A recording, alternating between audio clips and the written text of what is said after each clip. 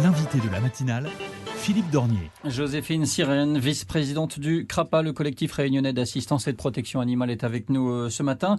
Vous êtes donc contre ces capitaines de louveterie. Ce sont des postes qui vont être créés. Et dans son appel à la candidature, la préfecture précise les missions des capitaines. La police de la chasse pour la lutte contre le braconnage et puis les battues administratives pour la lutte contre les espèces animales exotiques envahissantes. Il n'est absolument pas question de tuer des chiens errants. Oui, alors c'est très encadré, la louveterie. Donc pour le moment, justement, nous, on se demande un petit peu comment est-ce que le préfet, la préfecture va mettre en œuvre ça concrètement. Puisqu'effectivement, les chiens à ce jour ne sont pas considérés comme des êtres nuisibles, enfin comme des animaux nuisibles. Alors soit ça va être un statut un peu particulier pour la Réunion. En tout cas, c'est encore en question pour l'instant. Mais nous, ça nous dérange, ne serait-ce qu'en termes de message. Parce que si vous voulez, dans l'état d'esprit des gens, effectivement, d'ailleurs, je voudrais tout de suite dire que l'expression de tueur de chiens ne vient pas de notre association. Puisque nous savons bien que c'est pas exactement ce qui va se passer. C'est un peu plus compliqué que ça, la louveterie. Mais ne serait-ce qu'en termes de message, vous voyez, justement, on entend parler des tueurs de chiens, etc. Ça crée un amalgame dans l'esprit des gens. Et nous craignons vraiment que monsieur tout le monde puisse prendre son fusil et puis tirer à vue sur les chiens qui le dérangent un petit peu dans son quartier. Vous dites ça ne ressemble pas à ce qui va se passer. Qu'est-ce qui va se passer dans votre esprit ? Nous n'en savons rien exactement, en fait.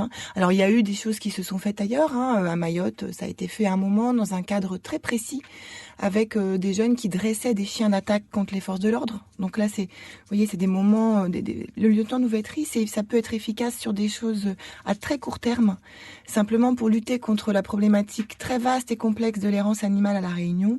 D'une part, nous ne pensons pas du tout que ça résolve le souci. Et d'autre part, ça envoie un message quand même très barbare. Et puis, ça a tendance à monter les gens les uns contre les autres. Et à créer deux camps. Alors, il y a ceux qui sont avec les gentils toutous, j'exagère un petit peu. Et ceux qui sont avec les gentils éleveurs. Voilà, nous, hier, on avait une affiche qui parlait aussi de la protection des élevages. Nous comprenons parfaitement que les éleveurs soient à bout avec ce qui se passe. Quand un éleveur voit ses animaux décimés par une meute de chiens, quelle solution il a, qu'est-ce que vous proposez ?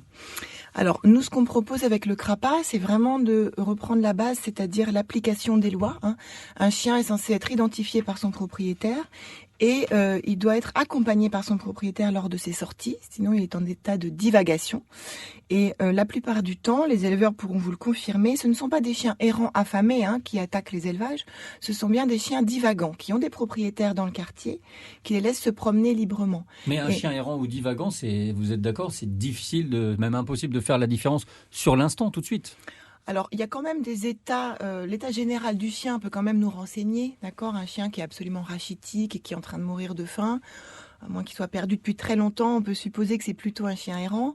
Et puis les chiens divagants, parfois ils ont même des colliers, ils sont en bonne forme, ils sont entre copains, ils font leur tour. Un gentil chien tout seul, une fois qu'ils sont 3, 4 ou 5, ma foi, le faire rentrer dans le poulailler ou dans le pré des cabris, c'est pas toujours... ça n'a pas toujours un résultat très sympa pour les autres animaux. 6164 stérilisations l'année dernière, 37% de plus qu'en 2016.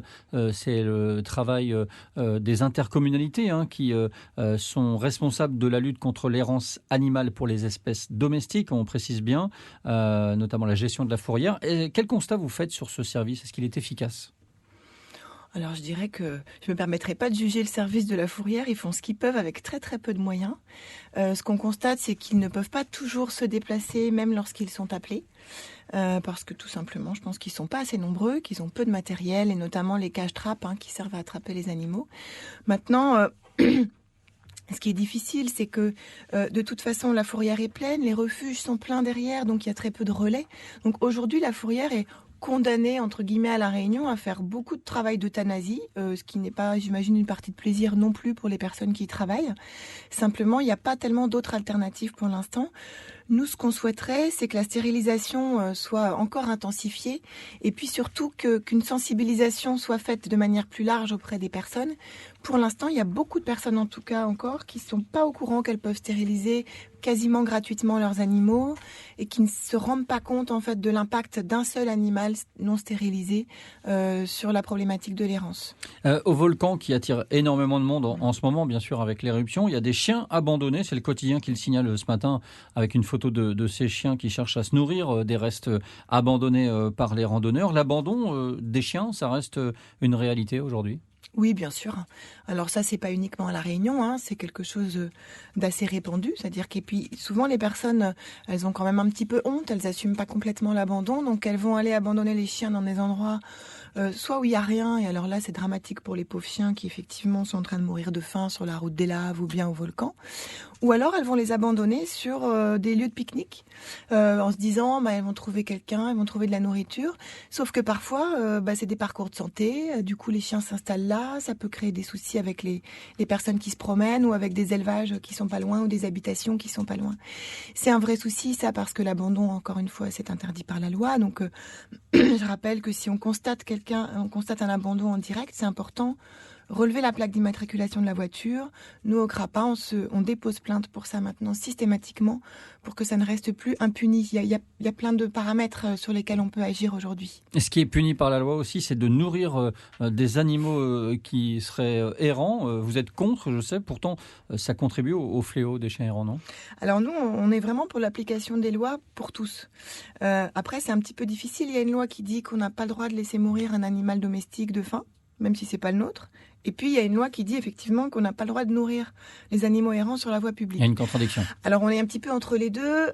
Après, si vous voulez, les associations, souvent, ce qui se passe à La Réunion, c'est qu'elles nourrissent les chiens pour pouvoir les approcher, pour ensuite les prélever, les stériliser, les placer. La nourriture reste un moyen d'approcher les animaux quand même, hein. Joséphine Sirène, merci d'avoir été l'invitée de la première ce matin. Je rappelle que vous êtes la vice-présidente du CRAPA, le collectif réunionnais d'assistance et de protection animale. Bonne journée. Merci à vous, bonne journée. 7h17 sur la première. Retrouvez la météo avec Corelec Photovoltaïque.